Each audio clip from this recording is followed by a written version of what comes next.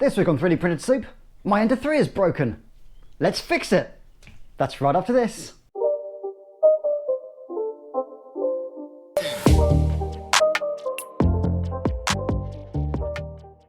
Hello fellow makers and welcome back to 3D Printed Soup. As with all things technical and engineering based, eventually something goes wrong with your 3D printer. Whether it's your belts need tightening or whether it's your bed needs leveling, there's usually something that's ready to go wrong and cause catastrophe with your prints. For me this week it was extrusion. When you extrude the liquid hot PLA through the nozzle, something was going wrong. There was a blockage or a jam, and basically every time I got about 3/4 of the way through the print, it just went pleh, and made a lovely messy spaghetti all over the build plate. Not good at all. So I thought, you know what, instead of sending it off somewhere to be repaired or buying a new one, I went out and bought loads and loads of bits, and I have repaired mine. It took a while, took a bit of time to diagnose, but I really enjoyed doing it. So I just thought, as a bit of a change of pace this week, I'd run you through pretty much the stuff that I did and the stuff I replaced. So, bit of 3D printing maintenance here for this week. Before we do, however, let's get you liked and subscribed. Drag your cursor down, click on the red subscribe button, you know, the one that says subscribe, that one next to the bell. Hey, why not click the bell as well? Let you know when I'm uploading a video. Now you're part of the family. We love you. Welcome. Let's see if we can't unclog my hot end. That didn't sound good. Okay, so I'm pretty sure that it is the hot end which has been causing the issue. So I purchased a new one and I'm going to have to remove the old one. Put that aside there just to make sure it's not in the way. Now this is the Ender 3's main circuit board, and we're going to have to remove the old hot end and replace it with the new one. And that's going to be quite complicated because there's a lot of wiring and stuff here which I don't want to mess around with too much. So to keep things simple, what I'm going to do is I'm going to run the cables through, and then I've cut off the old one so it's not in the way at all, and I've got room to run the new cable through, and I'm going to remove them wire by wire and then replace it with the new wires so that I can't possibly make a mistake. Now they've put some hot glue on here, so that just pops off fairly easily. I don't think I'm replacing the hot glue. I'm never a big fan of hot glue inside these things. They just cause problems later on. So that's the old connector, and let's attach the new connector. This might get fiddly. Should just pop straight into here like so.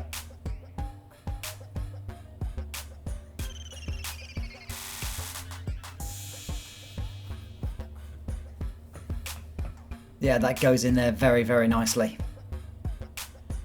Right. Next, I'm going to have to use the screwdriver that came with the Ender 3, and we're going to remove these two thicker wires that go straight to the hot end. I believe these should just pull straight out once I have unscrewed these two flathead screws. Give these a pull, and yeah, they come out no problem at all.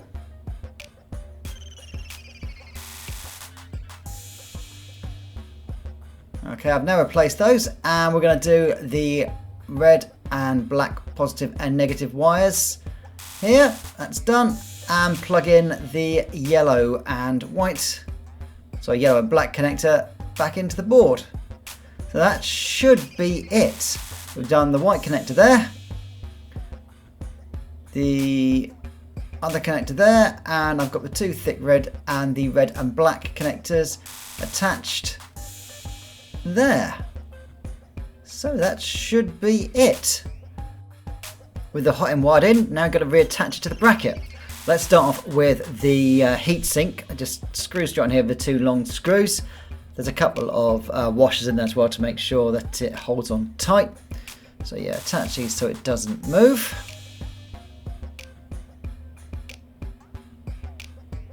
Perfect. Now let's put the cowling back over it with the two fans, making sure we don't get any of the fan wires or any of the wires caught. You'll notice that the black cowl, the black sleeving doesn't go all the way down to the hot end. That was a mistake on my part, and to counteract that I am going to put some insulation tape over the wires. Right, okay, put the nut back on here. This nut's got the little grommet on top where it grips onto the Bowden tube, so tighten it up, but not too tight, but enough it doesn't move. And then we can just jam the Bowden tube all the way through until it stops. Right, with the hot end attached, the Bowden tube jammed into it, we can reattach the fan cover and the fan itself. The fan cover uses the same screws as the casing. Now here's the culprit. This is the part that grips the filament on top of the extruder, and yeah, this has worn through. It's made out of plastic, so it's just absolutely ruined it over the last year or so. So I've replaced it with a nice aluminium one I got from Amazon for about 20 quid, and that looks much nicer, and I doubt that's going to wear down anytime soon. So, with a new hot end and a new extruder, we start it up. Nothing is caught fire, there is no smoke, so that's always good. And yeah, it picks up the hot end and starts heating it. And let's have a quick look and make sure this is working. And there we go. We've got a dribble of filament out of it. And I start printing the last thing I tried to print on this thing. And it's working a lot better than it did last time. There's no stuttering, there's no furry filament. After I leveled the bed, it just prints. So yeah, very, very happy with this repair. I was a little bit concerned. I've never repaired one of these things before. And yeah, easy, simple. And yeah, if you do start having problems with your hot end and it's broken, I'd recommend definitely fixing it yourself. Okay, this is what caused the issue. This is the heating block. You chuck a element into the little hole in the side that heats it up, and as you can see, there is a lot of burnt filament in there. I could have basically removed the heatsink. I could have basically put some hot wire in there or a hot pair of tweezers and cut it all out, but quite frankly, for 20 quid, it was well worth replacing this for a brand new one. So yeah, job done. Well, that went well. Turns out it was this little beauty which caused all the issue. Not that bit, that's the heat sink, just stops the heat travelling up into the circuitry. This bit here, that's where the element goes and heats it up, and that is where the nozzle attaches, and in there is a huge amount of burnt filament.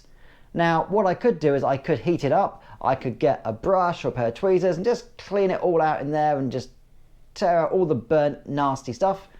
But for 15 quid you can buy this part basically off Amazon, so you know what, I went out and bought myself one and I've replaced it and it is printing fine. Also, I took the time and bought myself a new extruder and a new hot end, so I've now got a few things in there which hopefully won't need to be replaced for a while. Actually fixing something yourself feels absolutely brilliant, and it's part of the hobby. So yeah, if your 3D printer dies or goes in the fritz, go on some chat rooms, go on some forums. There's really great helpful people on there who can really assist you in diagnosing and fixing the problem in your 3D printer. And when you've done it, you feel like an engineer. You're not an engineer, but you feel like one for a bit. It's like when you fix your fridge by accident by basically messing around with the electronics at the back. For God's sake, don't try that. I'm joking. Fixing things yourself really makes you feel good, and it's good for your mental health to repair stuff.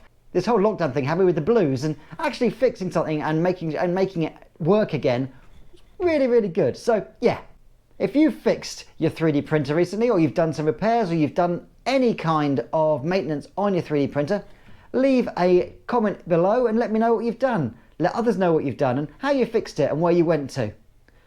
Thanks so much for watching 3D Printed Soup. Stay happy, stay safe, keep fixing.